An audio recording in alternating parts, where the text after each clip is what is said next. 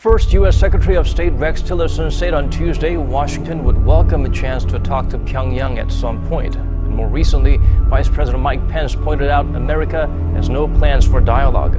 Kick the can down the road for 20 years. There's no place else to kick it. There will be a war with North Korea over their missile program if they continue to try to hit America with an ICBM. He has told me that. I believe him, and if I were China, I would believe him too, and do something about it. You can stop North Korea militarily or diplomatically. I prefer the diplomatic approach, but they will not be allowed to have a missile to hit America with a nuclear weapon on top, and to allow them to do that is really abandoning Homeland Security.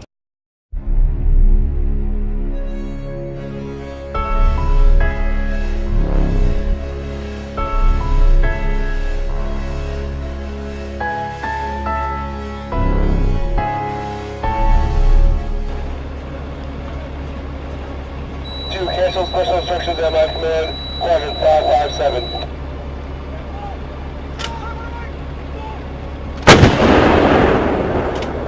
Shot 2. 2 shot. Shot 2. 2 shot. Shot 2. 2 shot. HPD! Load it!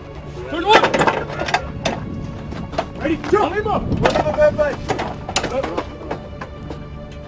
Ready, There are other hurdles to overcome, as Steve has said. They have to perfect the miniaturization of the warhead. They got to see if their re-entry vehicle works. We don't know what the payload of this test was, so depending on the weight, it could go further, it could go less. But this is here. This is here. People have been warning about the North Korean ICBM for 20 years. They've been barking wolf about this. Well, the wolf is at the door. This is a very real threat to the United States.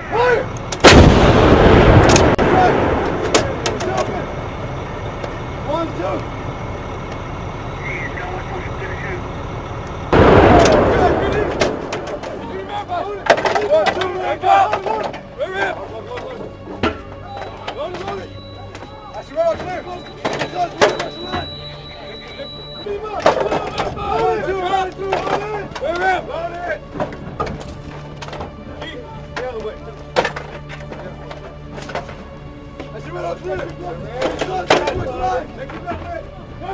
The Vice President is in Asia doing the 4-stop tour, and he said basically the U.S. is running out of patience. Clearly a message to North Korea.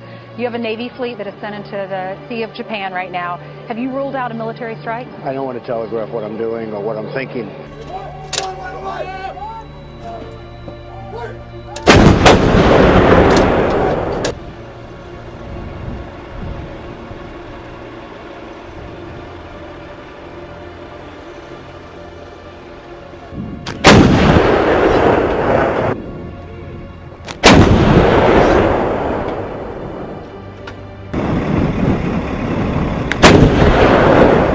We'll see what happens. I hope things work out well. I hope there's going to be peace.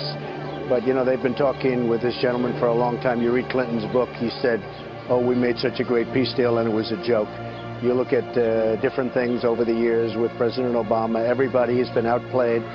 They've all been outplayed by this gentleman, and we'll see what happens. But I just don't telegraph my moves. Thank you. Thank you. We'll handle North Korea. We're going to be able to handle it. It will be handled. We handle everything. Thank you very much.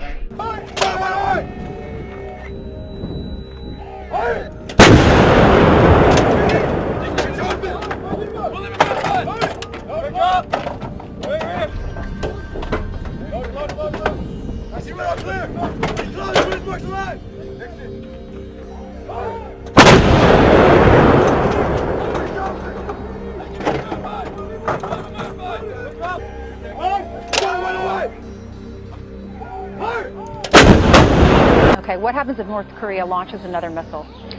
We'll find out. Push it! Quarter 10!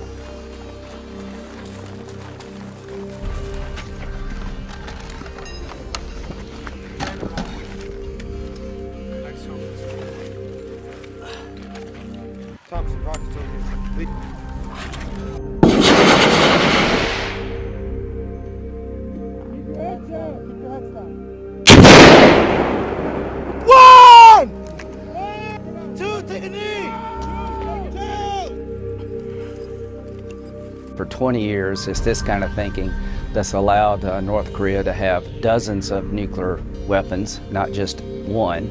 They're going to have dozens of missiles if somebody doesn't stop them.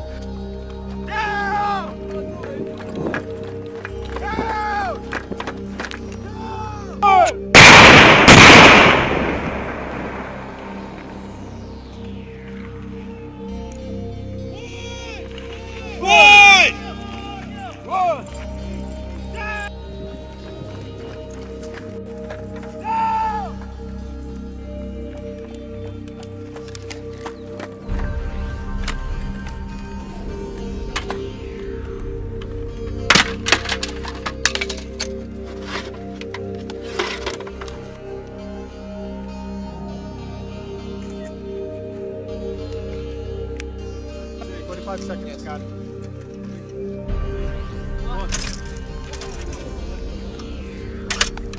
Go!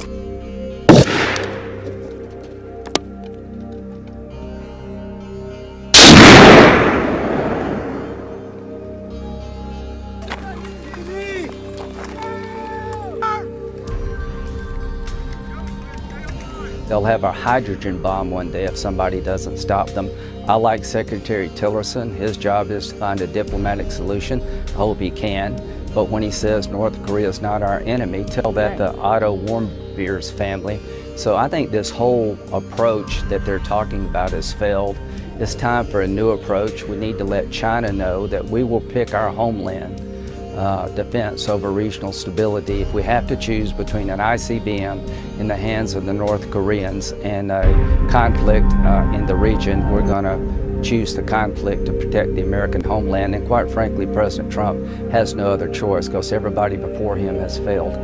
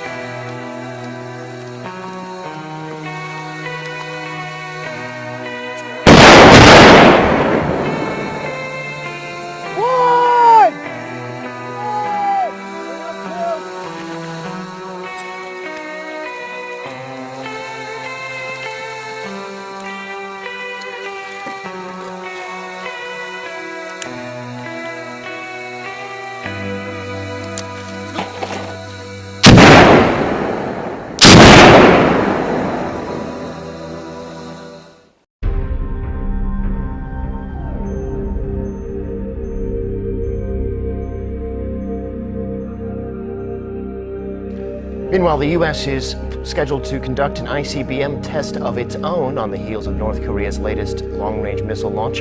Although the Pentagon says the test was planned months in advance, it's likely to send a reminder to Pyongyang that the U.S. is not to be toyed with.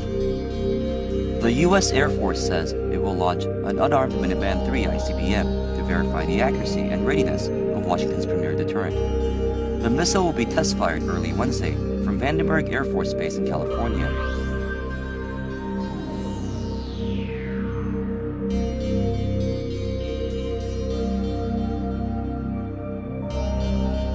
Airmen from F.E. Warren and Vandenberg Air Force Bases conducted an operational test launch on August 2nd of an unarmed Minuteman III missile. Today's test launch used an intercontinental ballistic missile pulled randomly from a silo on F.E. Warren Air Force Base.